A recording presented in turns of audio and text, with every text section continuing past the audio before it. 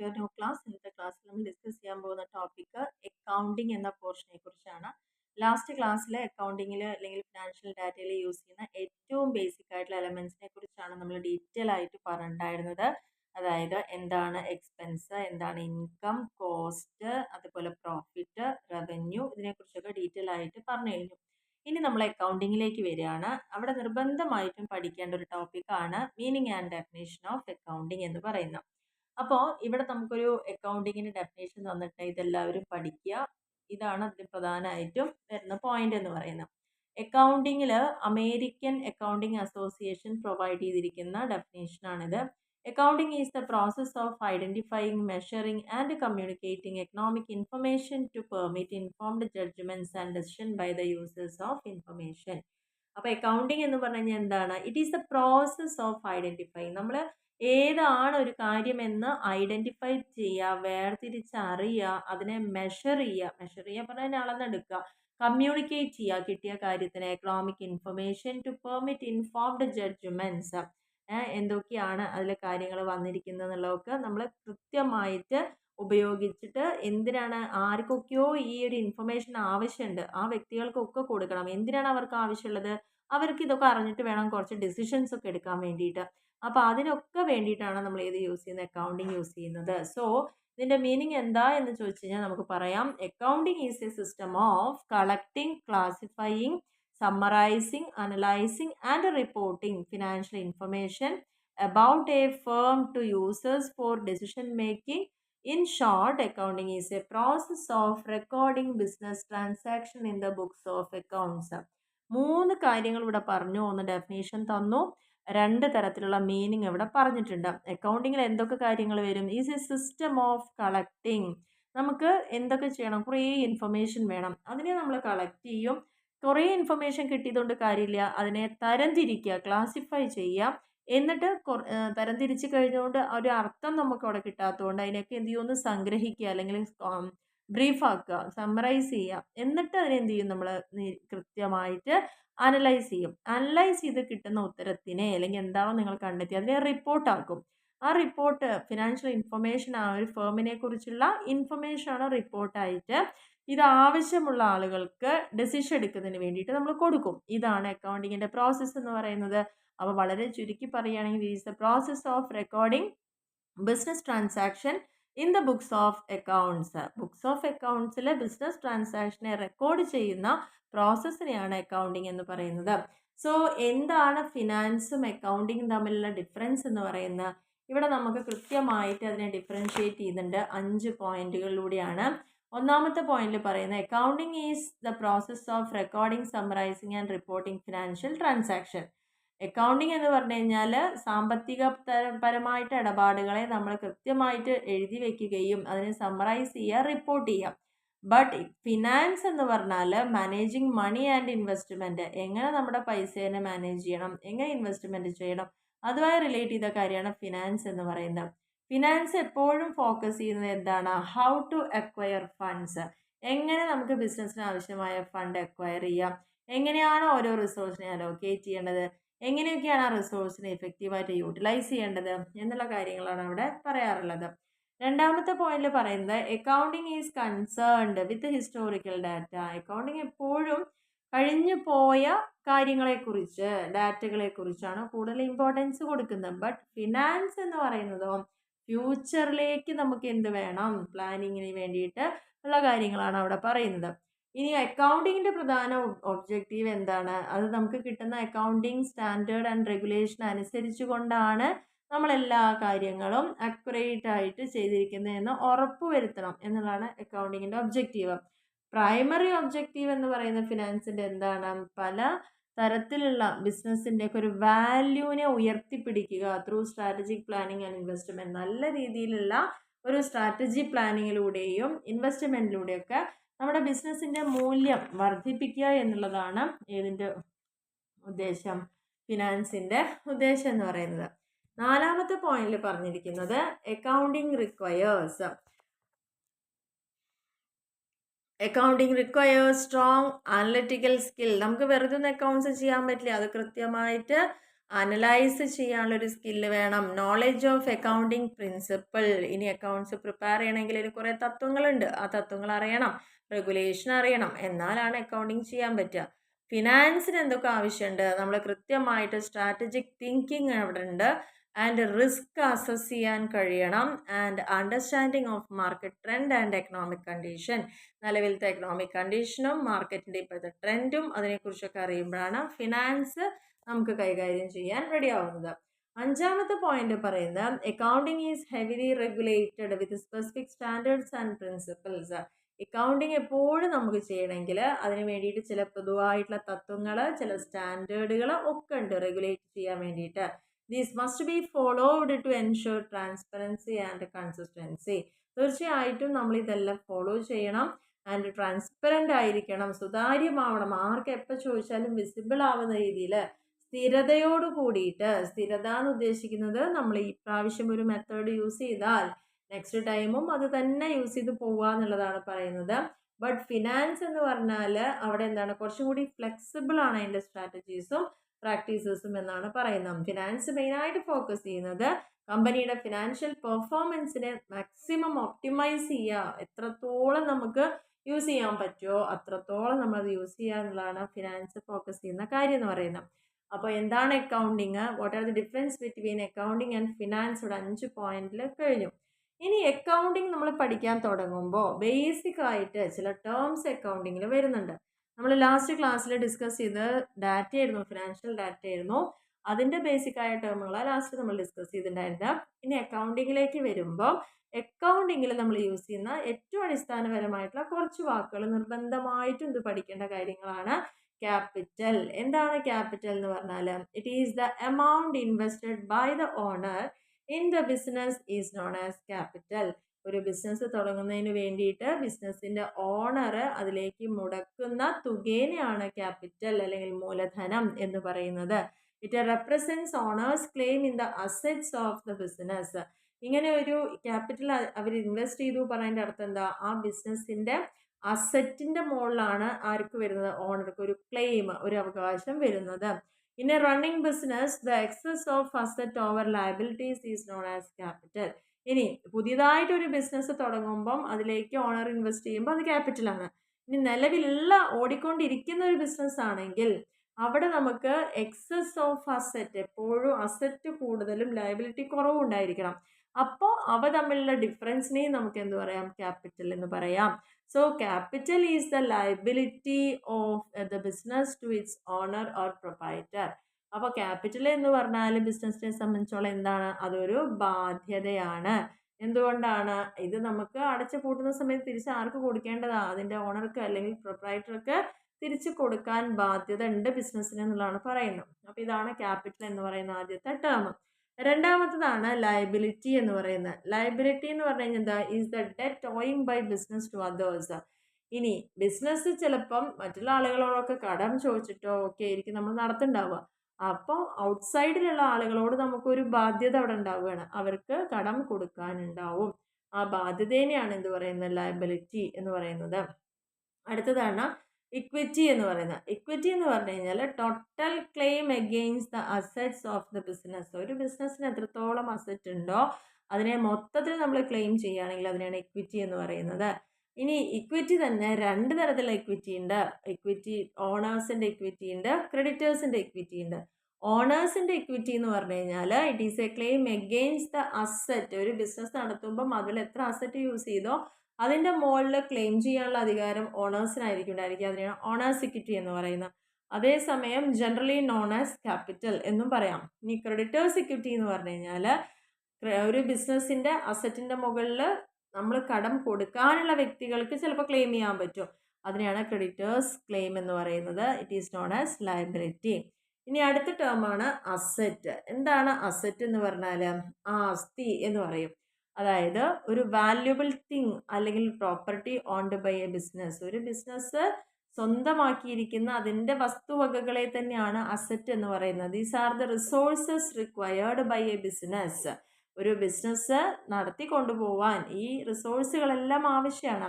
And ഫ്യൂച്ചറിൽ ഒരു benefit generate ചെയ്യാനും ഇത് ആവശ്യമാണ്. അപ്പോൾ അതുകൊണ്ട് തന്നെ these are the resources on which the business is carried on. ഇത്തരത്തിലുള്ള ഈ റിസോഴ്സുകളുടെ മുകളിലാണ് ബിസിനസ് നടത്തിക്കൊണ്ടുപോകാൻ സാധിക്കുള്ളൂ. അത് ചുരുക്കി പറയുകയാണെങ്കിൽ assets are the resources owned by the business. ഒരു ബിസിനസ്സിൽ സ്വന്തമായിട്ടുള്ള ആസ്തികളെ തന്നെയാണ് അസറ്റ് എന്ന് പറയുന്നത്. ഇനി അടുത്തൊരു ടേമാണ് എക്സ്പെൻസസ്. നമ്മൾ ഓൾറെഡി എക്സ്പെൻസ് ഒക്കെ ഡീറ്റെയിൽ ആയി പറഞ്ഞു പോയിട്ടുണ്ട്. എമൗണ്ട് സ്പെൻഡ്, ഒരു ബിസിനസ്സുകാരൻ അതിനൊരു ബെനിഫിറ്റ് അതൊന്ന് കിട്ടുന്നതിന് വേണ്ടിയിട്ട് ആദ്യമായിട്ട് അതിലേക്ക് ചിലവാക്കുന്നുണ്ടെങ്കിൽ അതിനെ തന്നെയാണ് എക്സ്പെൻസ് എന്ന് പറയുന്നത്. അല്ലെങ്കിൽ കോസ്റ്റ് കൺസ്യൂംഡ്, എത്ര തുക ഉപയോഗിച്ചു, എത്ര യൂട്ടിലൈസ് ചെയ്തു, ഒരു ഇൻകം ജനറേറ്റ് ചെയ്യാൻ, ഒരു റവന്യൂ ഉണ്ടാക്കിയെടുക്കാൻ, അതിനെ തന്നെയാണ് എക്സ്പെൻസ് എന്ന് പറയുന്നത്. ഇത് പ്രധാനമായിട്ടും എക്സ്പയർഡ് കോസ്റ്റ് ആണ്. കാരണം അത് ചിലവാക്കി കഴിഞ്ഞൊരു കോസ്റ്റാണ്. It is the cost relating to the operation of accounting period. ഒരു നിശ്ചിത കാലയളവ്, അക്കൗണ്ടിങ് പീരീഡ് എന്ന് പറഞ്ഞാൽ ഒരു വർഷമാണ്. ആ ഒരു വർഷത്തിൻ്റെ സമയം എന്ന് പറയുന്നത് 1 ഏപ്രിൽ മുതൽ 31 മാർച്ച് വരെ വരുന്ന ഒരു കാലയളവാണ്. അല്ലെങ്കിൽ ചിലപ്പോൾ നമുക്ക് ജനുവരി 1 ടു ഡിസംബർ 31 പറയാം. മോസ്റ്റ്ലി യൂസ് ചെയ്യുന്നത് 1 ഏപ്രിൽ ടു 31 മാർച്ച് ആണ്. അതാണ് ഒരു അക്കൗണ്ടിങ് പീരീഡ്. ആ ഒരു കാലയളവിൽ നമ്മൾക്ക് ഇതുമായി ബന്ധപ്പെട്ട് എന്തൊക്കെ കോസ്റ്റ് വന്നിട്ടുണ്ടോ അതിനെ തന്നെയാണ് എക്സ്പെൻസ് എന്ന് പറയുന്നത്. സോ എക്സ്പെൻഡിച്ചർ എന്ന് പറഞ്ഞാൽ എന്താണ്? Money value paid or payable acquiring an asset. ഒരു അസറ്റ് പർച്ചേസ് ചെയ്യാനോ അക്വയർ ചെയ്യാനോ നമ്മൾ എന്തെങ്കിലും ഒരു മോണിറ്ററി ആയിട്ടൊരു വാല്യൂ കൊടുത്തിട്ടുണ്ടെങ്കിൽ അതിനെയാണ് എന്ത് പറയുന്നത്? എക്സ്പെൻഡിച്ചർ എന്ന് പറയുന്നത്. ഇനി നെക്സ്റ്റ് പറയുന്ന റവന്യൂ. അതൊക്കെ നമ്മൾ പഠിച്ചു കഴിഞ്ഞു. റവന്യൂ എന്ന് പറഞ്ഞു കഴിഞ്ഞാൽ നമുക്ക് ഒരു ഗുഡ്സ് സെയിൽ ചെയ്യുമ്പം അതിൻ്റെ മുകളിൽ കിട്ടുന്ന വരുമാനത്തിനെയാണ് റവന്യൂ എന്ന് പറയുന്നത്. റെൻറ്റ് കിട്ടിയാൽ റവന്യൂ ആണ്, കമ്മീഷൻ കിട്ടിയ റവന്യൂ ആണ്, ഡിസ്കൗണ്ട് കിട്ടിയ റവന്യൂ ആണ്. അപ്പോൾ ഇതാണ് റവന്യൂവിനെ കുറിച്ച് പറയാനുള്ളത്. മോണിറ്ററി ആയിട്ട് നമുക്ക് മെഷർ ചെയ്യാം നമ്മുടെ ഔട്ട്പുട്ടിൻ്റെ ബേസിസിൽ. ഓക്കെ, ഇനി അടുത്തൊരു ടേമാണ് ഇൻകം. ഇൻകം എന്ന് പറഞ്ഞു കഴിഞ്ഞാൽ എന്താണ്? Excess of revenue over expenses. നമുക്ക് എന്ത് ചിലവുണ്ടോ ആ ചിലവിനേക്കാൾ കൂടുതലായിട്ട് നമുക്ക് റവന്യൂ ഉണ്ടെങ്കിൽ അതിനെയാണ് ഇൻകം എന്ന് പറയുന്നത്. Okay, and thus income includes profit. അപ്പോൾ ആ ഇൻകത്തിൽ എന്തും കൂടി നമുക്ക് ഉൾപ്പെടും, പ്രോഫിറ്റ് കൂടി ഉൾപ്പെടും. ഗുഡ്സ്. ഇനി അടുത്തൊരു ടേമാണ് ഗുഡ്സ്. സാധനങ്ങൾ വേണം അല്ലേ? ബിസിനസ് നടത്തിക്കൊണ്ടുപോകാൻ കമ്മോഡിറ്റീസ് വേണം, ആർട്ടിക്കിൾസ് വേണം, പ്രോഡക്ട്സ് വേണം, അല്ലെങ്കിൽ തിങ്സ് വേണം. എന്തെങ്കിലുമൊക്കെ ഉണ്ടെങ്കിലല്ലേ ഒരു ട്രേഡർക്ക് ട്രേഡ് ചെയ്യാൻ പറ്റുള്ളൂ. അതിനെയാണ് ഗുഡ്സ് എന്ന് പറയുന്നത്. ഒരു ക്ലോത്ത് മർച്ചൻ്റ് ആണെങ്കിൽ അയാളുടെ ഗുഡ്സ് ഏതാ? ക്ലോത്ത് ആണ്. ഓക്കെ, പിന്നെ പർച്ചേസ്. പർച്ചേസ് എന്ന് പറഞ്ഞാൽ എന്താ? സാധനങ്ങൾ വാങ്ങുക. Which business deals in cash or in credit basis. Business എങ്ങനെയാണോ ഡീൽ ചെയ്യുന്നത്, ക്യാഷ് ബേസിസ് ആണെച്ചാൽ ക്യാഷ് കൊടുത്ത് വാങ്ങണം, ക്രെഡിറ്റ് ബേസിസ് ആണെച്ചാൽ നമുക്ക് ചിലപ്പോൾ കുറച്ച് പൈസ മാത്രം കൊടുത്താൽ മതിയാവും, അല്ലെങ്കിൽ പൈസ കൊടുക്കാതെ നമുക്ക് പർച്ചേസ് ചെയ്യുന്ന ഒരു സിസ്റ്റമാണ് എന്ത് പറയുന്നത്? പർച്ചേസസ് എന്ന് പറയുന്നത്. അടുത്ത ടോപ്പിക്കിൽ പറയുന്നത് സെയിൽസ്. എന്താ സെയിൽസ് എന്ന് പറഞ്ഞാൽ നമ്മൾ ഗുഡ്സ് ക്രെഡിറ്റിനായി ക്യാഷിനോ ക്രെഡിറ്റിനോ വിൽക്കുന്ന പ്രോസസ്സാണ് സെയിൽസ് എന്ന് പറഞ്ഞാൽ. അടുത്തത് ടേൺ ഓവർ. ടേൺ ഓവർ എന്ന് പറഞ്ഞാൽ sale of goods during A specific period. ആ പെർട്ടിക്കുലർ പീരീഡ് ടൈമിൽ ഗുഡ്സ് സെയിൽ ചെയ്യുമ്പോൾ നമുക്ക് അതിൽ നിന്ന് കിട്ടുന്ന വരുമാനത്തിനെയാണ് ടേൺ ഓവർ എന്ന് പറയുന്നത്. സ്റ്റോക്ക് എന്ന് പറഞ്ഞു കഴിഞ്ഞാൽ നമ്മുടെ ഒരു പെർട്ടിക്കുലർ ഡേറ്റിൽ നമ്മുടെ കയ്യിൽ ഇപ്പോഴും വിൽക്കാതെ കിടക്കുന്ന സാധനങ്ങളെയാണ് സ്റ്റോക്ക് എന്ന് പറയുന്നത്. ഇനി ഇൻവെൻറ്ററീസ് എന്ന് പറയുന്നത് എന്തിനാണ്? Stock of raw materials. ചിലപ്പോൾ സ്റ്റോക്ക് ഉണ്ടാവും, പകുതി മാത്രം പണി കഴിഞ്ഞ ഗുഡ്സ് ഇരിക്കുന്നുണ്ടാവും, മുഴുവനായിട്ടും റെഡി ആയിട്ട് സെയിലിന് റെഡി ആയിരിക്കുന്ന ഗുഡ്സ് ഉണ്ടായിരിക്കും. ഇതെല്ലാം നമുക്ക് എന്ത് പറയാം? ഇൻവെൻറ്ററി ആയിട്ട് പറയാം. അടുത്ത ടോപ്പിക്കാണ് debtors. Debtors are those person who owe money to the business. നമ്മൾ കടത്തിന് സെയിൽ ചെയ്തിട്ടുണ്ടെങ്കിൽ നമുക്ക് ക്യാഷ് കിട്ടിയിട്ടില്ല, നമ്മൾ കുറച്ച് പേർക്ക് കടമായിട്ട് സാധനം കൊടുത്തിട്ടുണ്ട്, അപ്പോൾ അവർ നമുക്ക് ഇങ്ങോട്ട് ക്യാഷ് തരണം. അത് ആ ട്രാൻസാക്ഷൻ പൂർണ്ണമാവണമെങ്കിൽ അത് കുറച്ച് സമയം പിടിക്കുന്നു എന്ന് മാത്രമേ ഉള്ളൂ. അപ്പോൾ അതുകൊണ്ട് തന്നെ നമുക്ക് ബിസിനസ്സിന് പൈസ തരാനുള്ള ആളുകളെയാണ് ഡെറ്റേഴ്സ് എന്ന് പറയുന്നത്. ട്രേഡ് ഡെറ്റേഴ്സ് ഉണ്ട്. അവിടെ പ്രധാനമായിട്ടും ഗുഡ്സ് നമ്മൾ ക്രെഡിറ്റിന് കൊടുക്കുമ്പോഴാണ് ട്രേഡ് ഡെറ്റേഴ്സ് ഉണ്ടാവുന്നത്. ക്രെഡിറ്റ് സൈഡിൽ കസ്റ്റമേഴ്സ് എന്താ ചെയ്യുന്നത്? ഗുഡ്സും സർവീസസും ഒക്കെ അവർ അവൈൽ ചെയ്യും, ബട്ട് ഫ്യൂച്ചർ ഡേറ്റിലായിരിക്കും അത് പേയ്മെൻറ്റ് ചെയ്യുക. ഈ തരത്തിലുള്ള കസ്റ്റമേഴ്സാണ് പിന്നീട് നമ്മുടെ ഡെറ്റേഴ്സ് ആയിട്ട് മാറുന്നത്. സോ ഒരു കൂട്ടം ഡെറ്റേഴ്സ് ഉണ്ടെങ്കിൽ അവരെ മൊത്തത്തിൽ നമുക്ക് സൺട്രി ഡെറ്റേഴ്സ് എന്ന് പറയാം, അല്ലെങ്കിൽ അക്കൗണ്ട്സ് റിസീവബിൾസ് എന്ന് പറയാം എന്നുള്ളതാണ് പറയുന്നത്. അടുത്തൊരു ആൾക്കാരാണ് ക്രെഡിറ്റേഴ്സ് എന്ന് പറഞ്ഞാൽ. ബിസിനസ്സിന് പൈസ ഇങ്ങോട്ട് തരാനുള്ള ആളുകളാണെന്ന് വെച്ചാൽ ബിസിനസ് പുറമെയുള്ള ആളുകൾക്ക് കൊടുക്കാനുണ്ടെങ്കിൽ അവരെയാണ് ക്രെഡിറ്റേഴ്സ് എന്ന് പറയുന്നത്. ട്രേഡ് ക്രെഡിറ്റേഴ്സ് എന്ന് പറഞ്ഞാൽ എന്താ, നമ്മൾ കടമായിട്ട് അവരിൽ നിന്ന് സാധനങ്ങളൊക്കെ വാങ്ങിയിട്ടായിരിക്കും ചിലപ്പോൾ ഇവിടെ പ്രൊഡക്ഷനൊക്കെ നടത്തിയിട്ടുണ്ടാവുക. നമുക്ക് മെറ്റീരിയൽസ് വേണം, പക്ഷെ അത് തരാൻ നമ്മുടെ കയ്യിൽ അവർക്ക് വാങ്ങുന്ന സമയത്ത് കൊടുക്കാൻ പണമില്ലെങ്കിൽ എന്ത് ചെയ്യും, നമ്മൾ ക്രെഡിറ്റിന് പർച്ചേസ് ചെയ്യും. അപ്പം നമ്മൾക്കാണ് ഇനി ബാധ്യത വരുന്നത് അവർക്ക് കൊടുത്തു തീർക്കാനുള്ളത്. അപ്പോൾ അവരെയാണ് എന്ത് പറയുന്നത്, ആരാണോ നമുക്ക് ക്രെഡിറ്റ് പർച്ചേസ് നടത്തിത്തരാൻ ഹെൽപ്പ് ചെയ്ത ആളുകൾ അവരെയാണ് ക്രെഡിറ്റേഴ്സ് എന്ന് പറയുന്നത്. നമ്മൾ ഇനി ഇപ്പോഴും പൈസ അവർക്ക് കൊടുക്കാനാണ്, ക്രെഡിറ്റ് ബേസിസിലാണ് നമ്മൾ വാങ്ങിയിട്ടുള്ളൂ. ഫ്യൂച്ചർ ഡേറ്റിൽ തരാമെന്ന് പറഞ്ഞിട്ട് ഒരു എഗ്രിമെൻ്റ് ഒക്കെ ചെയ്തിട്ടാണ് നമ്മൾ അവരുടെ നിന്ന് ഗുഡ്സും സർവീസും ഒക്കെ ഇങ്ങോട്ട് വാങ്ങിച്ചു കൊണ്ടിരുന്നത്. അപ്പോൾ തീർച്ചയായിട്ടും നമ്മൾ അത് കൊടുക്കാൻ ബാധ്യസ്ഥരാണ്. അങ്ങനെ ഒരു കൂട്ടം ക്രെഡിറ്റേഴ്സിനെ പറഞ്ഞ പേരാണ് സൺട്രി ക്രെഡിറ്റേഴ്സ് എന്ന് പറയുന്നത്. പിന്നെ ഒരു ടേമാണ് ഡ്രോയിങ്സ്. ഡ്രോയിങ്സ് എന്ന് പറഞ്ഞു കഴിഞ്ഞാൽ എമൗണ്ട് ഓഫ് ക്യാഷോ അല്ലെങ്കിൽ ഗുഡ്സോ എന്തെങ്കിലും ആ ഒരു ബിസിനസ് നടത്തുമ്പം അതിൻ്റെ ഓണർ അയാളുടെ സ്വന്തം ആവശ്യത്തിന് വേണ്ടിയിട്ട് ബിസിനസ്സിൽ നിന്ന് എടുത്തുകൊണ്ട് പോവുകയാണെങ്കിൽ അതിനാണ് എന്ത് പറയുന്നത്, ഡ്രോയിങ്സ് എന്ന് പറയുന്നത്. എപ്പോഴും ശ്രദ്ധിക്കേണ്ട കാര്യം, നമ്മൾ മുടക്കി നമ്മൾ തുടങ്ങി നമ്മൾ അധ്വാനിക്കുന്ന ഒരു ബിസിനസ് ആണെങ്കിൽ പോലും ബിസിനസ് അക്കൗണ്ടിങ്ങിൻ്റെ കണക്ക് പ്രകാരം ബിസിനസ് എന്ന് പറയുന്നത് ഒരു വ്യക്തിയും അത് നടത്തുന്ന ഓണർ വേറൊരു വ്യക്തിയുമായിട്ടാണ് കണക്കാക്കാൻ പാടുള്ളൂ. അതായത് എൻ്റെ ബിസിനസ് ആണെങ്കിലും അതിൽ നിന്ന് എൻ്റെ സ്വന്തം ആവശ്യത്തിന് ഞാൻ സാധനങ്ങൾ എടുക്കുകയാണെങ്കിലും അത് ഡ്രോയിങ്സ് ആയിട്ടാണ് അവിടെ കാണിക്കാൻ പറ്റുള്ളൂ എന്നുള്ളതാണ് പറയുന്നത്. അപ്പോൾ ഇത്രയുമാണ് അക്കൗണ്ടിങ്ങിൻ്റെ ബേസിക് ആയിട്ടുള്ള ടേംസ് എന്ന് പറയുന്നത്. ഇത് ഇമ്പോർട്ടൻ്റ് ആയിട്ടൊരു എസ്സേ ക്വസ്റ്റ്യൻ പോലെയൊക്കെ നിങ്ങൾക്ക് ചോദിക്കാം. ഇനി നെക്സ്റ്റ് പറയുന്നത് അക്കൗണ്ടിങ്ങിൻ്റെ പ്രിൻസിപ്പിൾസിനെ കുറിച്ചാണ്. അപ്പോൾ നിങ്ങൾ പഠിക്കേണ്ട അക്കൗണ്ടിങ് പ്രിൻസിപ്പിൾ ഗ്യാപ്പ് എന്ന് പറയുന്നതാണ്. Generally accepted accounting principle. പലതരത്തിലുള്ള പ്രിൻസിപ്പിൾസ് നമ്മൾ ഉണ്ടാക്കിയിട്ടുണ്ടായിരുന്നു, പക്ഷെ എല്ലാവർക്കും ഒരുപോലെ യൂസ് ചെയ്യാൻ പറ്റുന്നതും കോമൺ ആയിട്ട് നമുക്ക് മാതൃകയാക്കാൻ പറ്റുന്നതായിട്ടുള്ള പ്രിൻസിപ്പിൾസിനെയാണ് ഗ്യാപ്പ് എന്ന് പറയുന്നത്. അപ്പോൾ നമുക്ക് 2-3 മാർക്കിന് ചോദിക്കാം, എക്സ്പ്ലെയിൻ ഗ്യാപ്പ് എന്ന് ചോദിക്കാം. അപ്പോൾ അക്കൗണ്ടിങ് പ്രിൻസിപ്പിൾസ് അറൈസ് ചെയ്യുന്നത് പല പാർട്ടീസ് ആയിരിക്കും. ഒരുപാട് ആളുകൾക്ക് ഇൻഫർമേഷൻ ആവശ്യമുണ്ട്. ഞാൻ പറഞ്ഞു, നമ്മുടെ ബിസിനസ്സിൽ ഇൻവെസ്റ്റ് ചെയ്യാൻ വരുന്ന ആളുകളുണ്ട്, നമുക്ക് കടം തരുന്ന ആളുകളുണ്ട്, നമ്മൾ കടം കൊടുക്കുന്ന ആളുകളുണ്ട്. അങ്ങനെ കുറേ ആളുകളുമായിട്ട് ബന്ധപ്പെട്ടാണ് ഒരു ബിസിനസ് നടക്കുന്നത്. അപ്പോൾ അതുകൊണ്ട് തന്നെ ഓരോ ബിസിനസ്സും അതിൻ്റേതായ രീതിയിലുള്ള അക്കൗണ്ടിങ് പ്രാക്ടീസുകളൊക്കെ ആയിരിക്കും ഫോളോ ചെയ്യേണ്ടാവുക. ബട്ട് ഫൈനൽ അക്കൗണ്ട് നമ്മൾ പ്രിപ്പയർ ചെയ്യുന്ന സമയത്ത് ഈ പറഞ്ഞ വ്യക്തികൾക്ക് എല്ലാം മനസ്സിലാവുന്ന രീതിയിലായിരിക്കണം നമ്മളത് പ്രിപ്പയർ ചെയ്യേണ്ടതെന്നുള്ളതാണ് പറഞ്ഞിരിക്കുന്നത്. സോ ഫൈനൽ അക്കൗണ്ട് പ്രിപ്പയർ ചെയ്യുമ്പോൾ അതിന് കോമൺ ആയിട്ടൊരു സ്റ്റാൻഡേർഡ് ഫിക്സ് ചെയ്തിട്ടുണ്ട്. അക്കൗണ്ടിങ് ഇങ്ങനെയാണ് ചെയ്യേണ്ടത്, അക്കൗണ്ടിങ് ഷുഡ് ബി. അല്ലാണ്ട് ഞാൻ ബിസിനസ് ചെയ്യുന്ന ഞാനൊരു തരത്തിൽ ചെയ്യും, വേറൊരാൾ വേറൊരു തരത്തിൽ ചെയ്യും, അങ്ങനെ ചെയ്യാൻ പറ്റില്ല. എല്ലാവർക്കും കോമൺ ആയിട്ട് അക്സെപ്റ്റ് ചെയ്യാൻ പറ്റുന്ന കുറച്ച് പ്രിൻസിപ്പിൾസിനെ അടിസ്ഥാനപ്പെടുത്തിയിട്ടാണ് നമ്മൾ അക്കൗണ്ട്സ് പ്രിപ്പയർ ചെയ്യുന്നത്. അപ്പോൾ ഈ ഗ്യാപ്പ് എന്താണ് എന്നുള്ളത് ഇവിടെ കൃത്യമായിട്ട് പറഞ്ഞിട്ടുണ്ട്. A principle is A rule of action. ഒരു തത്വം എന്ന് പറയുന്നത് നമ്മൾ ഒരു പ്രവൃത്തിയിലേക്ക് നയിക്കുന്നതോ അല്ലെങ്കിൽ ഒരു ആക്ഷനിലേക്ക് കൊണ്ടുപോകുന്ന ഏത് കാര്യത്തിനെയും നമുക്ക് നിയമം അല്ലെങ്കിൽ പ്രിൻസിപ്പിൾ എന്ന് പറയാം.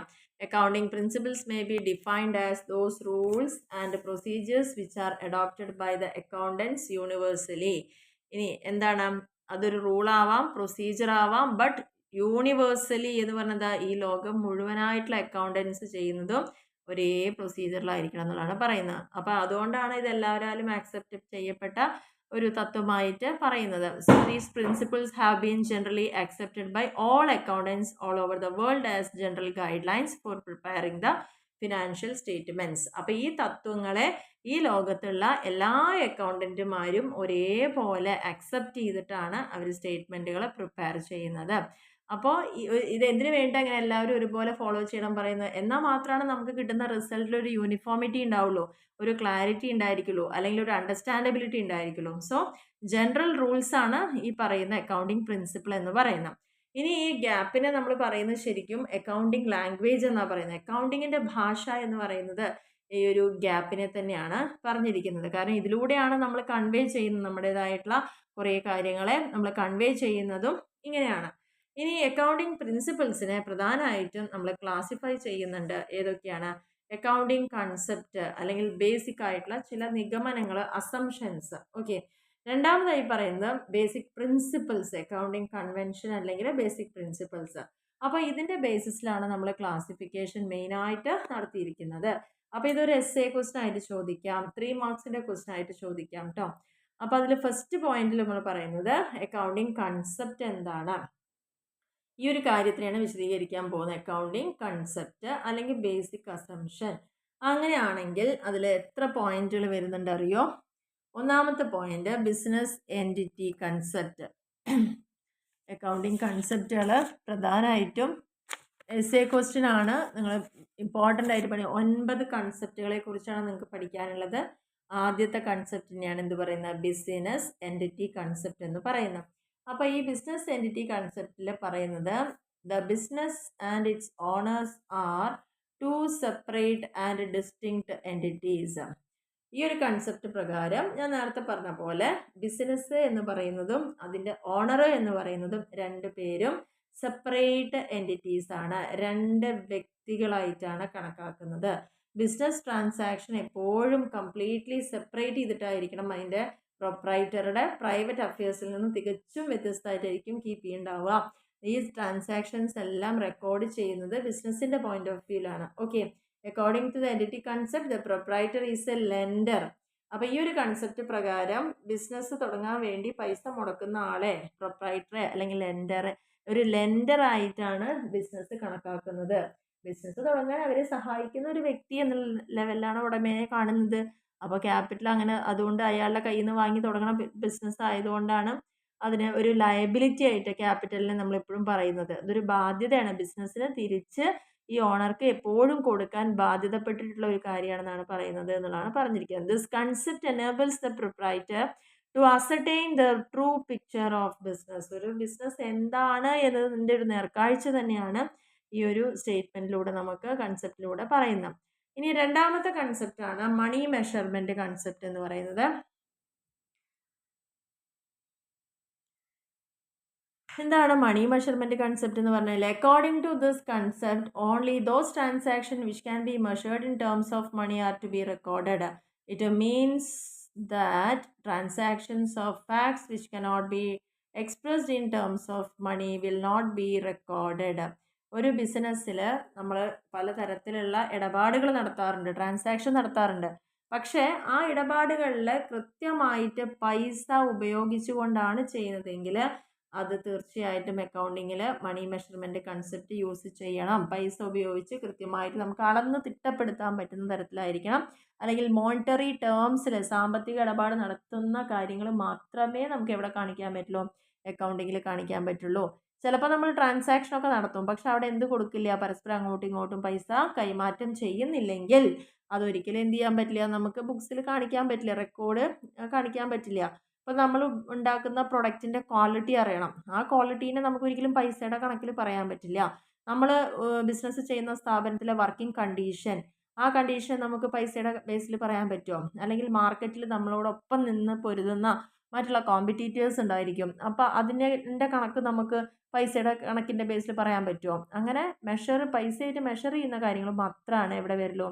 ബുക്സ് ഓഫ് അക്കൗണ്ട്സിൽ വരുള്ളൂ എന്നാണ് പറയുന്നത്. അടുത്ത കൺസെപ്റ്റാണ് ഗോയിങ് കൺസേൺ കൺസെപ്റ്റ്.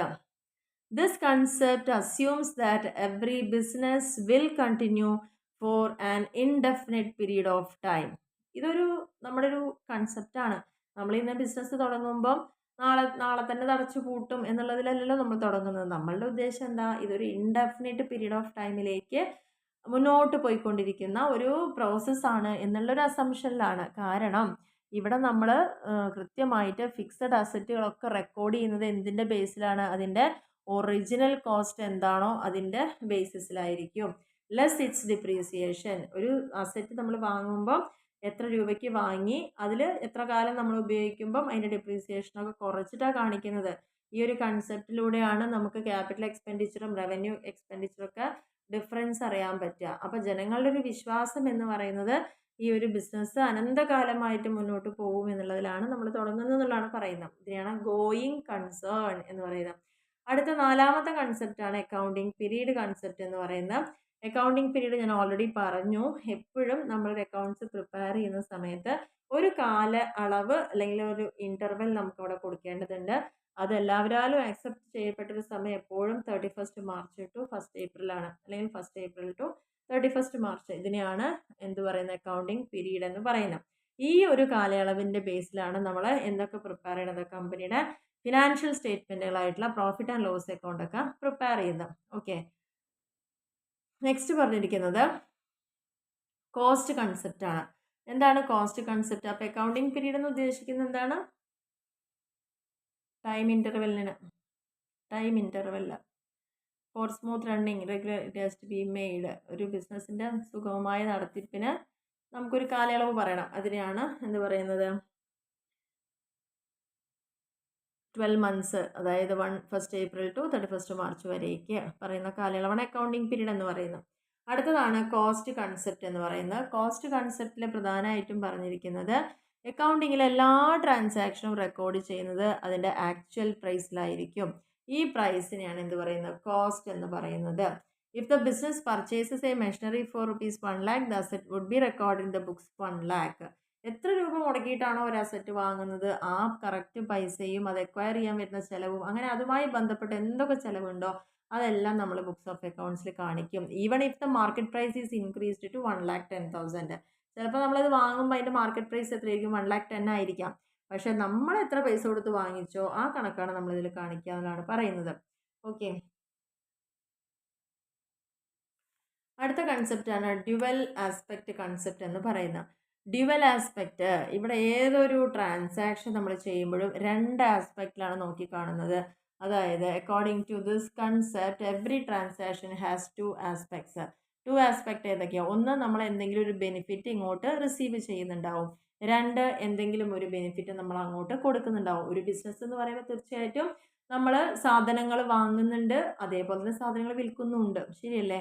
അപ്പോൾ ഈ 2 ആസ്പെക്റ്റിൻ്റെ ബേസിലാണ് നമ്മൾ എപ്പോഴും ബിസിനസ് ചെയ്യുന്നതെങ്കിൽ ഈ 2 ആസ്പെക്ട്സ് കൃത്യമായിട്ട് റെക്കോർഡ് ചെയ്യുകയും അത് ആ തന്ന ടൈം പീരീഡിലായിരിക്കണം ആ ബെനിഫിറ്റ് നമ്മൾ റിസീവ് ചെയ്യുകയും കൊടുക്കുകയൊക്കെ വേണ്ടത്. അപ്പോൾ ഇതിൽ ഇത്രയും പോയിന്റുകൾ മെയിനായിട്ട് പഠിക്കുക. അപ്പോൾ ഇതിൻ്റെ ബേസിസിൽ ഒരു ഇക്വേഷൻ ഇവിടെ പറയുന്നുണ്ട്. ഒരു ബിസിനസ്സിൻ്റെ ക്യാപിറ്റൽ എന്ന് പറയുമ്പോൾ ഇപ്പോൾ എന്തായിരിക്കും, ഇതിൻ്റെ മൊത്തം അസറ്റ് എന്താണോ അതിൽ നിന്ന് അതിന് കൊടുക്കാനുള്ള ബാധ്യത ഒഴിവാക്കി കഴിഞ്ഞാൽ ബാലൻസ് ഉള്ളതിനെ നമുക്ക് ക്യാപിറ്റൽ എന്ന് പറയാം. ഇക്വേഷൻ പഠിച്ചോളാം. ടോട്ടൽ അസറ്റ് എന്ന് പറഞ്ഞാൽ എന്താണ്, ഈ ക്യാപിറ്റലും ഈ ലയബിലിറ്റിയും ചേരുമ്പോഴാണ് ടോട്ടൽ അസറ്റ് ഉണ്ടാവുന്നത്. അപ്പോൾ ടോട്ടൽ അസറ്റ് കാണണമെങ്കിൽ ടോട്ടൽ ലയബിലിറ്റി നമുക്കിവിടെ പറയാം. അടുത്ത കൺസെപ്റ്റാണ് റിയലൈസേഷൻ കൺസെപ്റ്റ് എന്ന് പറയുന്നത്. റിയലൈസേഷൻ കൺസെപ്റ്റ് എന്ന് പറഞ്ഞു കഴിഞ്ഞാൽ റവന്യൂ എപ്പോഴും നമ്മൾ റെക്കഗ്നൈസ് ചെയ്യുന്നത് ഒരു സെയിൽ നടക്കുമ്പോഴാണ്, ഒരു സർവീസ് കൊടുക്കുമ്പോഴാണ്. When it is a cash sale, a credit sale or an instalment sale. നമ്മളിപ്പോൾ ഒരു 10,000 രൂപയുടെ ഗുഡ്സ് നമ്മൾ ഒരാൾക്ക് കൊടുത്തു. ചിലപ്പോൾ കൊടുക്കുമ്പോൾ തന്നെ അയാൾ 10,000 തരാം, അല്ലെങ്കിൽ ചിലപ്പോൾ 5,000 തന്നിട്ടുണ്ടാവുള്ളൂ, അല്ലെങ്കിൽ ചിലപ്പം അയാൾ ഒരു എന്താ പറയുക 5,000 2 പ്രാവശ്യമായിട്ടൊക്കെ ആയിരിക്കും തരുന്നുണ്ടാവും ഇൻസ്റ്റാൾമെൻറ്റ് ബേസിൽ. എന്താണെങ്കിലും അവിടെ ആ ഒരു റവന്യൂ നമ്മൾ റെക്കഗ്നൈസ് ചെയ്യണമെങ്കിൽ അവിടെ ഒരു സെയിൽ അവിടെ നടന്നിട്ടുണ്ടാവണം എന്നാണ് പറയുന്നത്. This means that revenue realisation does not necessarily mean that revenue must be realised in cash. Sale നടന്നിട്ടുണ്ടാവണം, പക്ഷെ ആ സെയിൽ നടന്നുകൊണ്ട് നിങ്ങൾക്ക് അപ്പോൾ പൈസ കിട്ടിയോ കിട്ടിയില്ല എന്നുള്ളതാണ് വിഷയമല്ല, റിയലൈസ് ചെയ്യുക. If a firm transfers or sell goods in മാർച്ചിൽ ഒരു സ്ഥാപനം കുറച്ച് സാധനം വിറ്റു ആൻഡ് റിസീവ്സ് ക്യാഷ് എപ്പോഴാണ്, മെയിലാണ് കിട്ടുന്നത്. Revenue will be considered as earned on realised in March. പക്ഷെ നമ്മൾ റവന്യൂ കിട്ടിയതായിട്ട് ഏത് മാസം തന്നെ കണക്കാക്കും, മാർച്ചിലേ കണക്കാക്കും. കാരണം മാർച്ചിൽ സെയിൽ നടന്നിട്ടുണ്ട്, പക്ഷെ വരുമാനം എപ്പോൾ കിട്ടിയെന്നുള്ളത് നമുക്ക് അറിയണ്ട.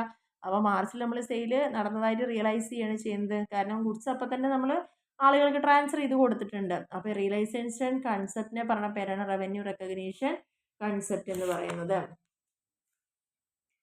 അടുത്തത് നമ്മൾ പറയുന്ന മാച്ചിങ് കൺസെപ്റ്റ് ആണ്. മാച്ചിങ് കൺസെപ്റ്റ് എന്ന് പറയുമ്പോൾ എപ്പോഴും ഇതൊരു അക്കൗണ്ടിങ് പീരീഡിനെ ബേസ് ചെയ്തുകൊണ്ട് വരുന്ന matching concept is based on the accounting period concept. In order to ascertain the profit earned by business during a period, it is necessary to match the revenue of the period with the expenses of the corresponding periods. അപ്പോൾ അതുവരെയാണ് നമ്മൾ not ചെയ്യേണ്ടത്. ഓരോ വർഷത്തേക്ക് നമ്മൾ accounts prepare ചെയ്യുമ്പോൾ ആ വർഷം നേടിയ റവന്യൂവും ആ വർഷം നമുക്കുണ്ടായ എക്സ്പെൻസും എപ്പോഴും കറസ്പോണ്ടിങ് ആയിട്ട് മാച്ച് ആയിട്ട് പോകണം എന്നുള്ളതാണ് അവിടെ പറഞ്ഞിരിക്കുന്നത്. ആ ഒരു കൺസെപ്റ്റാണ് അവിടെ പറഞ്ഞിരിക്കുന്നത്. ഓക്കെ, ഇനി ഒബ്ജക്റ്റിവിറ്റി കൺസെപ്റ്റ് ഉണ്ട്. ഒബ്ജക്റ്റിവിറ്റി എന്ന് പറഞ്ഞു കഴിഞ്ഞാൽ എന്താണ്, material thing that can be seen. നമുക്ക് എന്ത് കാര്യം ഉണ്ടെങ്കിൽ നേരിട്ട് കണ്ണുകൾ കൊണ്ട് കാണാനും തൊടാനും ഒക്കെ സാധിക്കുന്ന ആ ഒരു കൺസെപ്റ്റിനാണ് ഒബ്ജക്റ്റിവിറ്റി എന്ന് പറയുന്നത്. ഇതിൽ പ്രത്യേകിച്ച് പറയുന്നത് എന്താ, ഓരോ ട്രാൻസാക്ഷനും കൃത്യമായി ബുക്സ് ഓഫ് അക്കൗണ്ട്സിൽ റെക്കോർഡ് ചെയ്യണം. അതിന് വേണ്ട തെളിവുകൾ, അതിനെ സപ്പോർട്ട് ചെയ്യുന്ന ഡോക്യുമെന്റ്സ് അതിൻ്റെ ഒപ്പം ഉണ്ടായിരിക്കണം. ഞാൻ 10,000 രൂപയ്ക്ക് ഒരാൾക്ക് സാധനം കൊടുത്തു എന്ന് പറഞ്ഞു കഴിഞ്ഞാൽ ആ ട്രാൻസാക്ഷൻ നടന്നതിൻ്റെ ഒരു വൗച്ചറോ റെസീറ്റോ ബില്ലോ അങ്ങനെ എന്തെങ്കിലും അത് നടന്നതായിട്ടൊരു തെളിവ് എപ്പോഴും അക്കൗണ്ടിങ്ങിൽ ആവശ്യമാണ്. അതിനെയാണ് ഒബ്ജക്റ്റിവിറ്റി കൺസെപ്റ്റ് എന്ന് പറയുന്നത്. This means that the transaction should be record on the basis of documents such as vouchers, receipt, invoice. ആ ട്രാൻസാക്ഷൻ നടന്നതുമായിട്ട് ബന്ധപ്പെട്ടിട്ടുള്ള ഒരു തെളിവ് അവിടെ നിർബന്ധമായിട്ടും ആവശ്യമാണെന്നാണ് പറയുന്നത്. Okay. The accounting records are based on documentary evidences. എപ്പോഴും അക്കൗണ്ടിങ്ങിൽ റെക്കോർഡ്സ് എങ്ങനെയായിരിക്കും, ഒരു ഡോക്യുമെൻ്ററി എവിഡൻസ് ഉണ്ടായിരിക്കണം. എന്തിനു വേണ്ടിയിട്ടാണ്, നമുക്ക് എപ്പോഴെങ്കിലും, കാരണം ഒരു വർഷം കഴിഞ്ഞിട്ടാണ് നമ്മളെപ്പോഴും അക്കൗണ്ട്സ് പ്രിപ്പയർ ചെയ്യുക. നമ്മൾ റെക്കോർഡൊക്കെ ചെയ്ത് വെക്കുമെങ്കിലും പ്രിപ്പയർ ചെയ്യുന്ന ഒരു വർഷം കഴിയുമ്പോഴാണ്. അന്നേരം നമുക്ക് വല്ല ഡൗട്ടുകൾ ഉണ്ടെങ്കിൽ നമുക്ക് ഒന്നും ഒരു വർഷം പറയുമ്പോൾ 12 മാസം നടന്ന ട്രാൻസാക്ഷൻ ഒന്നും ഓർത്തിരിക്കൽ സാധ്യമല്ല. അപ്പോൾ അതുകൊണ്ട് തന്നെ കൃത്യമായിട്ട് അതിൻ്റെ ഡോക്യുമെൻറ്റും കൂടി ഒപ്പം വെക്കുമ്പോൾ നമുക്കത് വെരിഫൈ ചെയ്യാൻ എളുപ്പമായിരിക്കും. സോ ഇതിനെ പറയുന്ന വേറൊരു പേരാണ് ഒബ്ജക്റ്റീവ് എവിഡൻസ് കൺസെപ്റ്റ് എന്ന പേരിലും അറിയപ്പെടുന്നത്. അപ്പം നമ്മൾ അക്കൗണ്ടിങ്ങിൻ്റെ പ്രധാനമായിട്ടുള്ള കാര്യങ്ങൾ രണ്ടായിട്ട് ഡിവൈഡ് ചെയ്ത് ക്ലാസിഫൈ ചെയ്തു എന്ന് പറഞ്ഞിട്ടുണ്ട്. Classification, accounting concept or basic assumption, basic principles or accounting convention. അതിൽ നമ്മളിപ്പോൾ ഈ ഫസ്റ്റ് പോർഷൻ ഇവിടെ കംപ്ലീറ്റ് ആക്കിയിട്ടുണ്ട്. 9 പോയിന്റുകളായിട്ട് കൃത്യമായിട്ട് അക്കൗണ്ടിങ് കൺസെപ്റ്റ് പറഞ്ഞിട്ടുണ്ട്. നിങ്ങൾ നിർബന്ധമായിട്ടും ഇതൊരു എസ്സേ ക്വസ്റ്റ്യൻ എക്സ്പെക്റ്റ് ചെയ്യാം. അല്ലെങ്കിൽ ഓരോ കൺസെപ്റ്റും 3 മാർക്കിന് നമുക്കിവിടെ ചോദ്യങ്ങൾ വരാൻ വളരെ സാധ്യത കൂടുതലാണ്. ഓക്കെ. അപ്പോൾ ബാക്കി പ്രിൻസിപ്പിൾസും ബാക്കിയുള്ള കാര്യങ്ങളൊക്കെ നമുക്ക് നെക്സ്റ്റ് ക്ലാസ്സിൽ ഡിസ്കസ് ചെയ്യാം. അപ്പോൾ ഇതുവരെ നമ്മളെടുത്ത അക്കൗണ്ടിങ് എന്താണ്, അതേപോലെ അക്കൗണ്ടിങ്ങിൽ വരുന്ന ടേംസുകൾ, അക്കൗണ്ടിങ്ങിൻ്റെ പ്രിൻസിപ്പിൾസ്, ഗ്യാപ്പ് എന്താണെന്നുള്ള കാര്യങ്ങളൊക്കെ ഡിസ്കസ് ചെയ്തു. അപ്പോൾ ഈ പറഞ്ഞ കാര്യങ്ങളെല്ലാം നിങ്ങൾക്ക് കൃത്യമായിട്ട് മനസ്സിലായി എന്ന് വിചാരിക്കുന്നു. വീഡിയോ നിങ്ങൾക്ക് ഉപകാരപ്പെട്ടു എന്ന് തോന്നുകയാണെങ്കിൽ തീർച്ചയായിട്ടും നിങ്ങൾ മറ്റുള്ള ഫ്രണ്ട്സിലേക്കൊക്കെ ഒന്ന് ഷെയർ ചെയ്ത് കൊടുക്കുക.